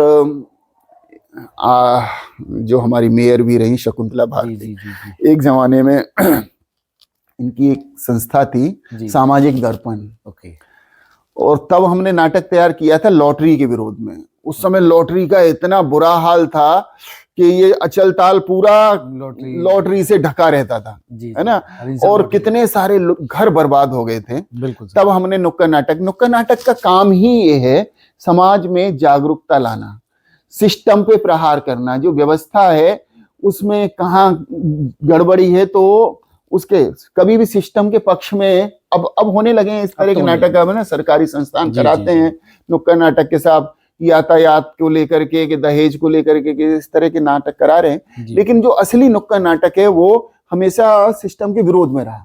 तो हमने लॉटरी के विरोध में वो नाटक किया, और 3 दिन तक लगातार, तो वो सामाजिक दर्पण संस्था की जी वो थी, वो प्रचार सचिव जी शकुंतला भारती उस समय, ओके तो लोगों को बुलाती थी, आइए आइए आइए, और नुक्कड़ नाटक, तो वो हमारे यहाँ इस तरह का काम उस समय करती थी। और बहुत फिर सर जरूरी आए ना, हम समाज को मतलब सरकार को बिल्कुल। नहीं दिखाएंगे तो कौन दिखाएगा। जी। एक सर आपका लव स्टोरी है इलू इलू वाली 1992 की, वो क्या है सर? वो मेरी हास्य व्यंग्य बड़ी चर्चित कविता है, ओके, और वो बहुत सारे चैनल्स पे भी रिकॉर्ड हो चुकी है। इवन शैलेश लोढ़ा जी जी बहुत बड़ा जी, नाम जी, है जी, फिल्म इंडस्ट्री का, और दूरदर्शन का उनका तारक मेहता तारक मेहता का उल्टा चश्मा। उल्टा चश्मा खूब जी जी चला, तो उनके चैनल से भी वो रिकॉर्ड हो चुका है, उन्होंने भी एक जी। बार रिकॉर्ड किया है, ओके, और भी कई चैनल्स पे। तो जी, हास्य व्यंग्य की वो कविता है। जी प्रैक्टिकल हास्य व्यंग्य क्या है, मतलब प्रैक्टिकल लव क्या है लव क्या है ना। हाँ, अक्सर ये सबके साथ कहीं ना कहीं चीजें घटित होती एक हैं। उम्र पे सर सबके साथ आती हाँ, है हाँ। चीजें। जी जी कि हाय वो कॉलेज के क्या दिन थे, खूब कुलाचे भरते थे। ओके हाय वो कॉलेज के क्या दिन थे, खूब कुलाचे भरते थे, कभी लैब में कभी लॉन में इलू इलू करते थे। ओके टीचर लेक्चर देते रहते, मैं तुमको देखा करता, जी बना कागजी गेंद सुंदरी पीछे से फेंका करता। अरे वाह हाय कनखियों से निहारती तुम जब मुस्का जाती थी, दिल के रेगिस्तान को जानम स्विट्जरलैंड बनाती अरे थी। वाह सर कॉलेज में सबकी जुबान पर अपना चर्चा रहता था, वाह तुमको लैला चपरासी तक मुझको मजनू कहता था, कि आगे लैला मजनू, लैला मजनू तुमको लैला चपरासी तक मुझको मजनू कहता था। हंसते गाते मौज मनाते बीत रहे थे दिन अपने, जीवन साथ गुजारेंगे हम देखा करते थे सपने। चांद सितारों से मैं तेरी मांग भरूंगा कहता था, बात अलहदा है तब अक्सर बटुआ खाली रहता था। अरे वाह चांद सितारों से मैं तेरी मांग भरूंगा कहता था, बात अलहदा है तब अक्सर बटुआ खाली रहता था। हाय इश्क के चक्कर में कुछ ऐसा धक्कम पेल हुआ, एक जी। कक्षा में लगातार में 3 साल अरे तक वाह फेल हुआ, लेकिन नहीं मलाल तनिकता सालों की बर्बादी का। जी तुमने वादा कर रखा था मुझसे ही शादी का, तभी अचानक ट्विस्ट आ गया अपनी लव स्टोरी में। ओके पहलवान तेरे भैया ने पकड़ा इश्क की चोरी में, ओके कपड़े फटे दांत भी टूटे, इसका बहुत मलाल हुआ, तेरा रंग बदलना उस पल जीवन में भूचाल हुआ। ओके। रंगे हाथों पकड़ लिए तो जी जी जी है ना, कैसे करेक्टर बदल जाता है। जी। तुमने कहा सुनो भैया ये अक्सर पीछा करता है, ओके। तुमने कहा सुनो भैया ये अक्सर पीछा करता है, अक्सर मुझको देख देख कर ठंडी आहें भरता है, और हमेशा कहता मुझसे आती है क्या खंडाला, अरे वाह। और हमेशा कहता मुझसे आती है क्या खंडाला, ये ऊपर से लगता भोला लेकिन दिल का है काला। आंख में आंसू भर भर कर जब झूठी कथा सुनाई थी, जी। सच कहना तब तुमको मुझ पर तनिक दया ना आई थी। उस दिन ऐसा हाल हुआ कि रूह कांपती रहती है, जी। इश्क निकम्मा रग रग मेरी कहती है। 1 माह के बाद अचानक खबर मिली थी ये मुझको, कोई दिल्ली का दिलवाला ब्याह ले गया है तुमको। अरे वाह, ले गए बाकी। टूटा कहर खबर यह सुनकर जीना बड़ा मुहाल हुआ, जी। देवदास तो बन न सका पर पी पी कर बेहाल हुआ। भर जाते हैं घाव सभी सच कहा है कहने वाले ने, फूट गया यूं तड़पाया था बहुत इश्क के छाले ने। अब कविता मुड़ती है जी। और आज 6 साल बाद तुम मिली गोलगप्पे खाती, जी। तुमको देखा तो जोरों से धड़क उठी मेरी छाती, ओए तुमको देखा तो जोरों से धड़क उठी मेरी छाती। साथ तुम्हारे चिंटू पिंटू खींच रहे थे साड़ी को, और साथ पतिदेव तुम्हारे सहलाते थे दाढ़ी को। ओके। चिंटू पिंटू से तुम बोली मामा जी से हेलो करो, अरे वाह। चिंटू पिंटू से तुम बोली मामा जी से हेलो करो। मैंने मन में कहा रे अंजुम डूब मरो हाय डूब मरो, बाहरी किस्मत तुझे कहूं क्या, तेरा भी अद्भुत ड्रामा, जिन बच्चों के पापा बनते बना दिया उनका मामा। अरे वाह। और साथ ही बोली थी तुम ये है तुम्हारे जीजा जी, वो जो दाढ़ी वाला है। जी जी जी। और साथ ही बोली थी तुम ये है तुम्हारे जीजा जी, पता नहीं था इश्क की अपने ऐसे पलटेगी बाजी। हाय इश्क का अंत इस तरह हमको कितना फील हुआ, जी। बनना था हस्बैंड तुम्हारा भैया में तब्दील हुआ, भैया में तब्दील हुआ। सर बहुत बढ़िया है सर, बिल्कुल बिल्कुल प्रैक्टिकल लाइन बोल दिया आपने। हर इंसान की लाइफ में गुजरती है बड़ी देर होती है जो शादी हो जाती है, तो लड़की बदली गई बिल्कुल। सर एक आपने एक बहुत अच्छी शायद आपकी कविता है, भाषा पर हमको अभिमान जरूरी है। तो ये सब कहाँ से चीजें आपकी, मतलब क्या है इसकी पूरी कहानी? नहीं ये तो दरअसल नहीं ये दरअसल क्या है ना, हिंदी को लेकर के जी हम बात करते हैं। जी जी। तमाम हिंदी के सेवक मैं देखता हूँ उनके बच्चे कॉन्वेंट में पढ़ रहे हैं अंग्रेजी। बिल्कुल बिल्कुल।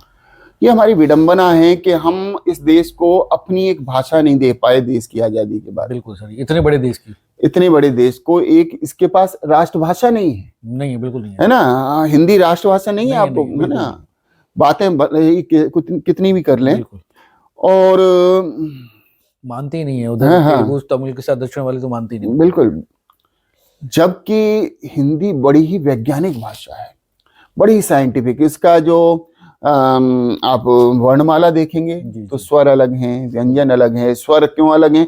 क्योंकि उनके बोलने में कहीं कोई टकराव नहीं होता है, एकदम बिना बाधा के बोला जाता है। व्यंजन में कहीं ना कहीं वो टकराव होता है, और बहुत सारी चीजें हैं, बहुत खासियत है। एक एक वर्ण कहाँ जो वर्णमाला में है, क्यों रखा गया है, कैसे इसके मिलने से इसमें धातु क्या, और तमाम चीजें हैं। तो कहने का मतलब है, जबकि अंग्रेजी में क्या है, अंग्रेजी में स्वर और व्यंजन दोनों मिले हुए, ए ई आई ओ यू, कहीं भी ठीक दिया।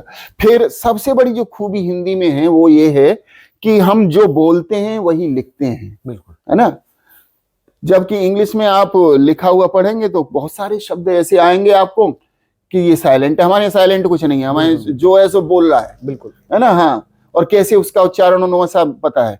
लेकिन यहाँ अब सुनामी है तो सुनामी में टी क्या कर रहा है ना। या नेचर है ना।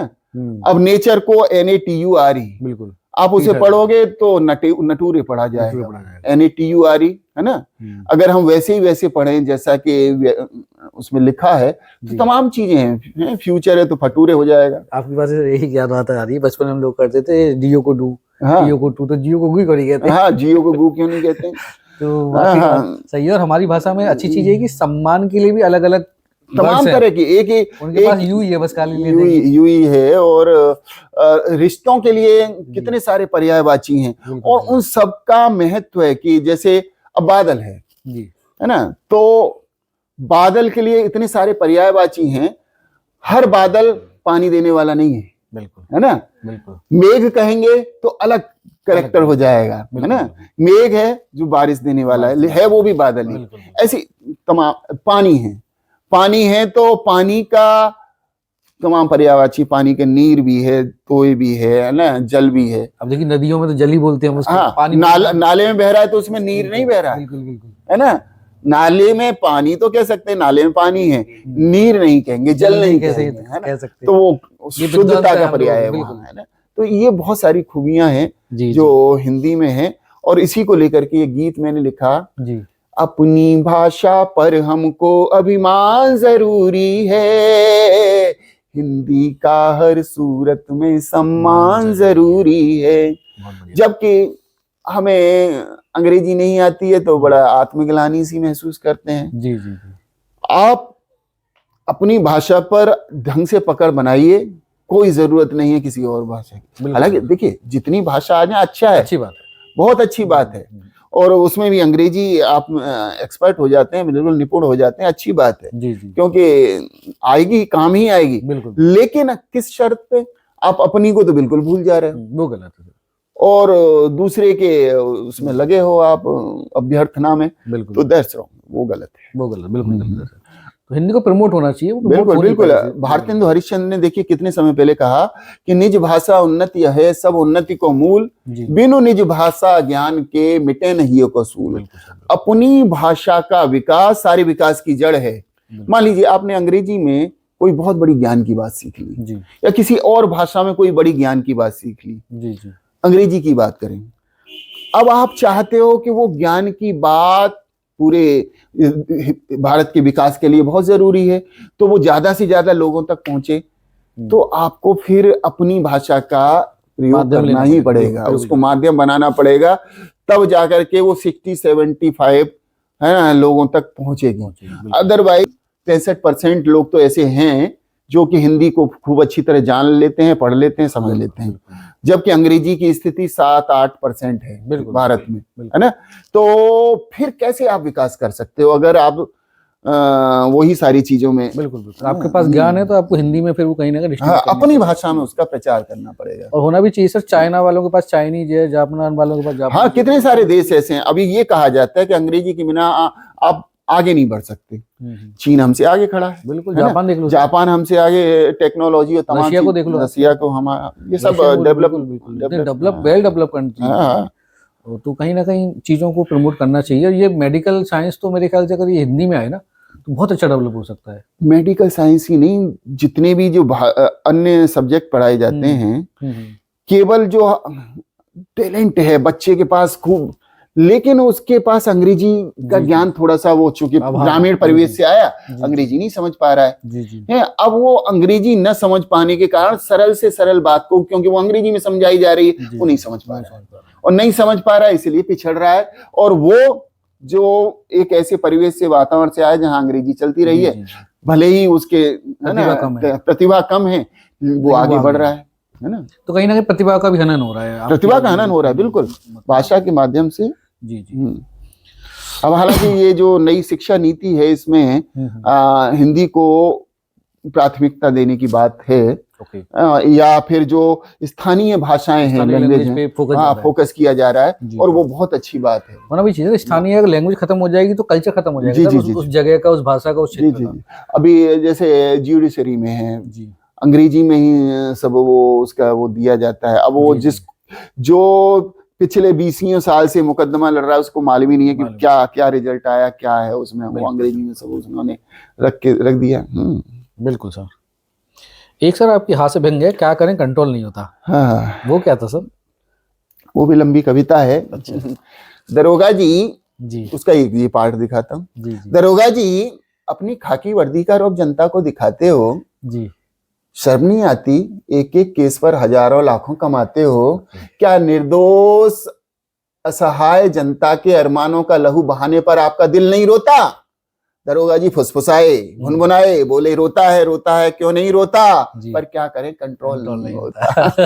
पर क्या करें कंट्रोल नहीं होता। डॉक्टर साहब आदाब, भाई वाह क्या निराले ठाठ हैं भाई, हो भी क्यों ना। बीमारी का 2020 आपके यहाँ आते ही टेस्ट मैच हो जाता है। जी बीमारों का तरह तरह से टेस्ट लेते हो, उनकी सहनशीलता का टेंट उखाड़ कर ही रेस्ट लेते हो। बिल्कुल। क्या बीमारों की कराहों से आपकी आत्मा नहीं कांपती? मन का चैन आपका बैलेंस नहीं खोता? जी डॉक्टर साहब फुसफुसाई खोता है क्यों नहीं खोता? पर क्या करें, कंट्रोल नहीं होता। ऐसी लंबी कविता है। बहुत अच्छा व्यंग्य, हाथ से व्यंग्य सर, ये आपने बिल्कुल सटीक बोला है।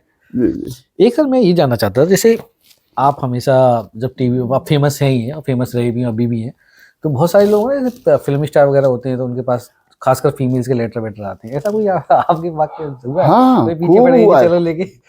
नहीं, पीछे मैं एक वाक्य आप सुनाता हूँ। जी मेरी बहुत बहुत प्रशंसिकाएं रही हैं। जी जी हाँ, एक थी, नाम डॉक्टर मीता सिंह। डॉक्टर मीता सिंह, ओके। बहुत काफी समय हो गया। ओके, अलीगढ़ से? नहीं, गाजियाबाद से थी। और मेरी रचनाएं वगैरह छपते तो वो उनके पास पहुंची, तो वो फिर उन्होंने, वो पहली अच्छी लगी, दूसरी ऐसे ना, तो अच्छा खासा कलेक्शन मेरा उन्होंने। जी। अब उनके पत्र मेरे पास हैं कि मैं आपकी जबरदस्त प्रशंसिका हूँ और ये वो। वहाँ ब्लड बैंक में थी वो, गाजियाबाद में। फिर आपकी नई किताब कब आ रही है? मैंने इधर उधर से आपकी किताबें मंगाई हैं, नई कब? मैंने कहा आने को तो आ जाए अभी, लेकिन थोड़ा सा आर्थिक वो चल रही है। जी। उस जमाने में ना, मैंने कहा 10,000 रुपये का खर्चा होगा, तो इसलिए अभी मेरी स्थिति, भाई सब 10,000 का चेक आ गया है ना। हाँ, 10,000 का चेक। और ये वही पिछले 20वीं सदी के आखिरी दशक की बात है, आखिरी समय की बात है। चेक आ गया साहब, किताब निकल गई, मैंने उन्हीं को समर्पित भी की है, डॉक्टर मीता सिंह जी, है ना। फिर एक बार मुझे जम्मू कश्मीर, मतलब रेडियो कश्मीर से निमंत्रण कवि सम्मेलन का आया जी, कश्मीर में, श्रीनगर। जी रेडियो श्रीनगर। तो मुझे ट्रेन पकड़नी थी गाजियाबाद से ही जी। तो मैंने कहा पत्र ही चलते थे उस समय, तो मैंने पहले से ही लिख दिया, पहले से, मतलब पत्रों से ही संवाद पहले ज्यादा होता था कि मेरा ऐसे ऐसे कार्यक्रम है, अगर है आप मिलना हो तो आप आ जाइए जी। हाँ, तो वो जो है उनकी चिट्ठी आ गई, बिल्कुल मैं आप मेरे शहर में आए। हाँ, तो वो साहब आई रेलवे स्टेशन। फिर मुझे घर भी लगी, क्योंकि वो ट्रेन में समय था, मुझे दूसरी ट्रेन से यहाँ से गया था, और जो ट्रेन मुझे पकड़नी थी वो उसमें, और उसमें 3-4 घंटे का अंतराल था, मैं समय लेके चल गया। तो फिर वो मुझे अपने घर ले गई, है ना, बढ़िया। जहाँ मैंने जो चीजें देखी तो मैं चमत्कृत रह गया। उन्होंने मेरे नाम से एक कमरा बना रखा था, अरे वाह, उसमें कि कभी आएंगे, मेरी किताबें लगी हैं, मेरा फोटो लगा है। वो उनका पतिदेव से उनके वो नहीं था, है ना, एक बेटी थी उनकी जी। और बड़ा उन्होंने स्वागत सत्कार किया साहब, चलते हुए समय कि आप इतना दूर जाएंगे, बोर होंगे। तो एक वो मैं पहले से ला के रखा हुआ था, उस समय छोटे टेप वाला वो चलता था, टेप रिकॉर्डर, जिसमें छोटी कैसेट लगती थी, है ना, कि आप ले जाइए। और रेडियो भी था उसी में, बैटरी से चलता था वो, सेल से। हाँ, सेल से जी। वो उन्होंने दिया, और बाकायदा फिर विदा करके आई और स्टेशन हम गए। तो उसके बाद जी एक हमारे मित्र थे, उनको मैंने बताया कि ऐसे जी। अरे ऐसे वो फिर वो ट्रांसफर होके वहीं चले गए थे गाजियाबाद। वो बिजली विभाग के बहुत बड़े अधिकारी जी। उन्हें मैंने बता दिया, उनसे मैं सब शेयर कर लेता था। उन्होंने पता नहीं वहां उनके यहाँ जाके क्या कह दिया जी, कि फिर वो उन्होंने एकदम संवाद तोड़ दिया। ओके। उन्होंने कहा कि उनके घर में कुछ ये हो जाएगा, वो हो जाएगा वाला, जबकि कोई ऐसी स्थिति नहीं थी। कुछ लोग ऐसे फैन होते हैं सर, तो बहुत सारे, बल्कि मेरा तो कोई छिपा अब नहीं रहा। बहुत सारे, बहुत कैलकाटा की हैं वो, बिल्कुल। अब बाद में उनका एक्सीडेंट हो गया तो वो बिस्तर पे नहीं, लेकिन फोन आते रहे, वो हमेशा सहयोग करती रही। कभी 5,000 आ रहे, कभी किताब के लिए भेजिए जी। कितने लोग, मतलब बहुत सारे। वो अभी से सर एक फेमस आदमी के फैन तो हमेशा रहते हैं। प्रशंसक बहुत जी। तो ये एक फेवरेट थी जो आपने जो बताया, मतलब ये एक होते हैं। ऐसा नहीं, मतलब और कितने सारे सब रहे हैं, तो उनमें से एक ये भी थी। मतलब उनमें से कुछ ना, जैसे कुछ हमें जस्ट लाइक गॉड की तरह में ट्रीट करते हैं। हाँ हाँ तो वो बिल्कुल भी बिल्कुल इसी तरह का ना, उनका वो था। रहता है कि यार मैं मतलब इनको शिद्दत से जी मानता जी हूँ। जी जी। एक ममता नीर करके जबलपुर की थी, जी जी। ओशो की भक्त।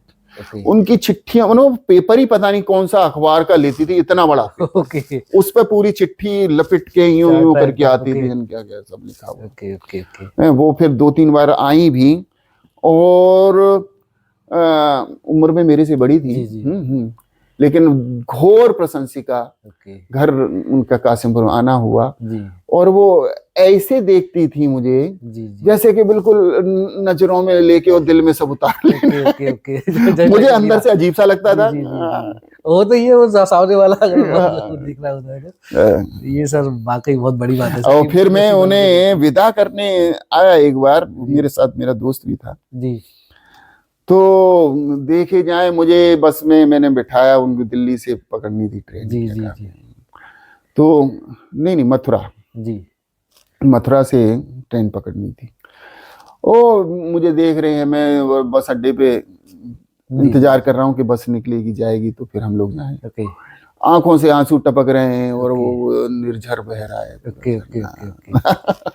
तो ये कहीं ना कहीं वो कौन सा रस होता है सर, इसको ऐसी कुछ बोलते हैं ना, रुद क्या बोलते हैं इसको, एक तो आपका बी रस हो गया सर, श्रृंगार रस, श्रृंगार। श्रृंगार नहीं है इसमें, वात्सल्य भी मिला हुआ जी है। जी बिल्कुल मैं- बिल्कुल। वो भी बिलास जस्ट लाइक बहुत सारे लोग ना बिहारी जी को देख के हाँ हाँ आंखों से हाँ झरना हाँ हो जाता है, हाँ, वो तो कहीं ना कहीं वो रूप दिख जाता है कि बिल्कुल यार बिल्कुल कुछ दिख रहा होगा, समर्पण भाव समर्पण एकदम भाव, पूरी बिल्कुल। पूरी तरह से। आप समर्पित हो गए और उन्हें कुछ दिख रहा होगा इस टाइप का, हाँ ऑटोमेटिक आंखों से आंसू हाँ निकलने जी लगे, जी जी। वरना संभव नहीं है आंखों के आंसू आ जाए। हाँ, अरे बहुत सारी चीजें आदमी देखने लग जाता है, लेकिन उन्होंने कुछ देखा होगा स्पेशली जो हाँ, लगा उन्हें। एक सर बच्चों के लिए आपका एक थी अपलम चपलम ऐसी कुछ चपलाई ऐसी?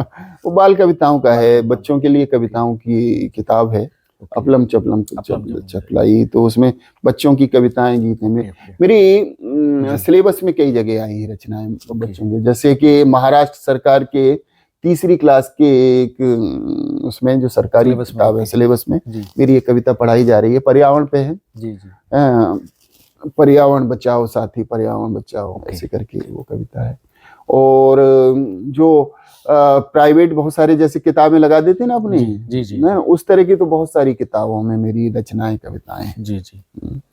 सर आप इतने बड़े लेखक हैं, मतलब साहित्य है आपके बारे में, सबसे बड़ी कठिनाई कहाँ क्या होती है एज ए लेखक? ये मतलब समाज को लेके भी हो सकती है, या समीक्षा को लेके भी हो सकती है, आइडियाज को भी लेके हो सकती है, या अपने परिवार को लेके भी हो सकती है, तो कहीं कुछ नहीं, आता है चैलेंज? मुझे बहुत ज्यादा कोई चैलेंज ऐसा जी, नहीं जी, आया। जी चैलेंज आता है वहाँ जी जैसे मैं रचना सुना रहा हूँ जी जी और मुझे लग रहा है कि ये जो है ना बिल्कुल ऐसी चीज है कि इसको लोगों तक बिल्कुल पहुंचेंगे तो उछल जाएंगे, जी जी। और वहाँ लोग जो रेस्पॉन्स नहीं आया। है रेस्पॉन्स नहीं आया कई बार, जी जी जी जी। तब लगता है यार ये कौन बैठा है हमारे सामने सामने, कौन बैठा है? सामने मृत कौन है या बैठा जीवित है। हाँ मतलब वो मेरी एक गजल का मतलब, एक वो सुनाता हूँ, उस गजल का आखिरी शेर में यही बात आएगी जी कि सांसों से यूं कभी निभाना पड़ता है, जी सांसों से यूं, थोड़ा सा चिंतन वाला जी। शेर है ये, जी कि जी सांसों से यूं कभी निभाना पड़ता है, जी। जिंदा होकर भी मर जाना पड़ता है। ओके। क्या है ना कि जिंदगी को बचाने के लिए हम मर मर के भी जीते हैं, बहुत सारे सेक्रीफाइस हाँ सेक्रीफाइस करने पड़ते हैं, कि जी। सांसों से यूं कभी निभाना पड़ता है, जिंदा होकर भी मर जाना पड़ता है। और इसी गजल के कुछ एक शेर अलग अलग तरह के हैं जी जी कि तेरे मेरे बीच में ऐसी दूरी है, जी सांसों से यूं कभी निभाना पड़ता है, जिंदा होकर भी मर जाना पड़ता है। तेरे मेरे बीच में ऐसी दूरी है, मैं तेरा हूं रोज बताना पड़ता है, मैं तेरा हूं रोज बताना पड़ता है। और तुझसे मिलने घर से निकला करता हूँ, ओके, तुझसे मिलने घर से निकला करता हूँ, लेकिन रास्ते में मैं खाना पड़ता है, लेकिन रास्ते में मैं खाना पड़ता है। और रिश्तों में कुछ जान बचाए रखने को, जी रिश्तों में कुछ जान बचाए रखने को, जी रिश्तों में कुछ जान बचाए रखने को सच्चा होकर भी झुक जाना पड़ता है, सच्चा होकर भी झुक जाना पड़ता है। और जिस शेर के लिए पूरी गजल सुनाई कि तेरी बज़्म में, महफिल में तेरी बज़्म में आ तो जाता हूं अंजुम, ओके, तेरी बज़्म में है ना, जब ज्यादा आग्रह आता है आना पड़ेगा, तो तेरी बज में आ तो जाता हूँ अंजुम, बहरों को भी शेर सुनाना पड़ता है। अरे वाह सर, ये डायलॉग सही है बिल्कुल, जो सामने बैठे हैं तो असली बहरों को भी शेर तो सुनाना बहरे ये सर वो देखा जाए तो सही बात है सर।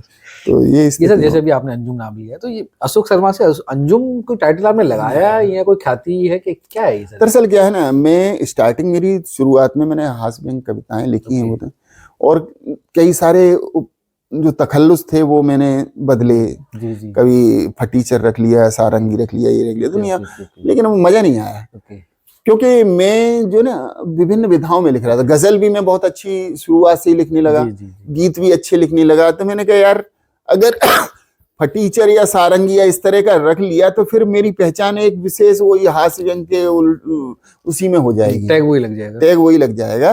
तो इसलिए फिर क्या हुआ कि बहुत चिंतन के बाद मुझे ये अच्छा लगा, अंजुम ये बहुत डिसेंट है ना, अंजुम का मतलब होता है स्टार, सितारा, तो वो अच्छा लगा। और तखल्लुस इसलिए लगाया जाता है प्राय ताकि एक अलग पहचान। अशोक कुमार शर्मा न जाने कितने होंगे, हजारों की संख्या में होंगे, लेकिन अशोक अंजुम बहुत रियल, हाँ एक, हाँ अकेला तो अकेला में, तो इसलिए एक विशिष्ट पहचान के लिए ये किया जाता है। एक सर आपका जाल के अंदर जाल मियाँ, ये क्या था सर? ये गजलें हैं शायद इसमें व्यंग गजलें हैं और ये जो व्यंग गजल है जिसके यहाँ से ये शीर्षक लिया है, ये 2003 में वाह वाह शुरू हुआ था।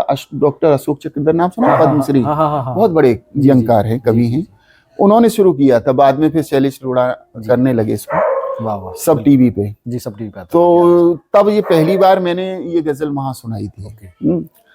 ऊपर वाले बड़े मजे से खींच रहे हैं माल मियाँ, ऊपर वाले बड़े मजे से खींच रहे हैं माल मियाँ, लेकिन हमको नहीं मयस्सर हर दिन रोटी दाल मियाँ। मयस्सर मतलब उपलब्ध होना, रोज रोटी दाल नहीं मिल रही है, आम आदमी का ये हाल है। ऊपर वाले बड़े मजे से खींच रहे हैं माल मियाँ, लेकिन हमको नहीं मयस्सर हर दिन रोटी दाल मियाँ।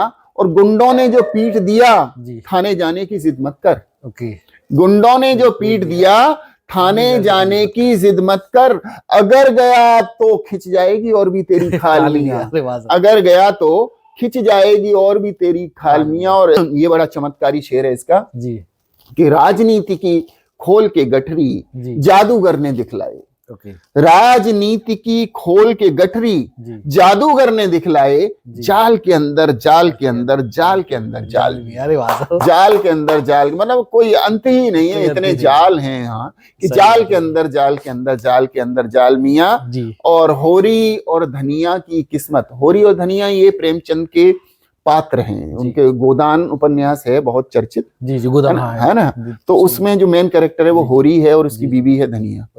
तो इनको क्या है ना, सर्वहारा वर्ग का प्रतिनिधि माना जाता है। ये मुहावरे की तरह प्रयोग होते हैं दोनों कि जहां सब कुछ गरीब है और हर तरह से शोषण हो रहा है, वो ऐसा व्यक्ति होरी है और उसकी बीवी धनिया है। तो होरी और धनिया की किस्मत लो अब बदली तब बदली, आजादी के बाद से नेता बजा रहे हैं गाल मियाँ, आजादी के बाद से नेता बजा रहे हैं गाल मियाँ, जी सही, ऊपर वाले बड़े मजे से खींच रहे हैं माल। कबीर मंदिर कभी राम में फंस जाते हैं, हाँ ये 4 पंक्तियां मुक्तक है। दरअसल क्या है, नेताओं पे स्टार्टिंग जब करता हूँ मंच पे कई बार तो वो मुक्तक में बोलता हूँ, तो उसमें ये है कि 3-4 मुक्तक में सुनाता हूँ, देखिए चलते चलते। लपट में स्वार्थ की सबने यहाँ हाथों को सेका है, लपट में स्वार्थ की सबने यहाँ हाथों को सेका है, लगी जब बोलियां सबने यहाँ ईमान बेका है।